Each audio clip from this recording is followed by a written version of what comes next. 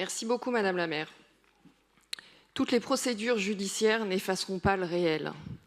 Et le réel, c'est la crise majeure que connaît le périscolaire à Paris depuis maintenant plus de 10 ans. Ce sont des actes intolérables qui ont donné lieu à 132 animateurs suspendus, dont 52 pour violences sexuelles et sexistes depuis le début de l'année 2026. C'est une perte de confiance de la part des parents, des familles, dans l'école publique. Ce sont des enfants brisés, ce sont des familles anéanties. Alors certes, depuis le début de votre mandat, vous avez fait un certain nombre d'annonces, annonces dont parfois on peine à les voir se réaliser, tant dans les budgets que dans les faits. Mais on ne part pas de rien. Et nous l'avons dit, ce sont tous les enseignements de ces 12 dernières années que nous devons tirer. Car on peut avoir les meilleures intentions possibles, si les enseignements ne sont pas tirés, tout cela pourrait se reproduire.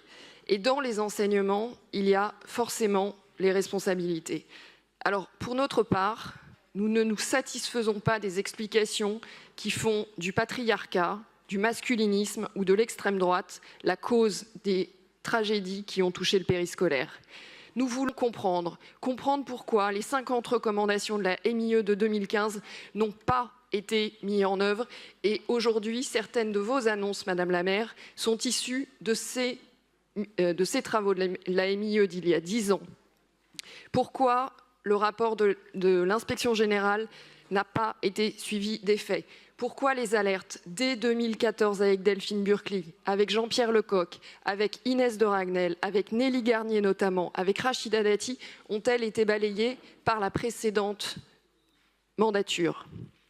Alors, on peut faire toutes les procédures possibles et effectivement, j'ai en tête que vous étiez prompt à vous élever contre ce que vous considériez comme des procédures bâillons.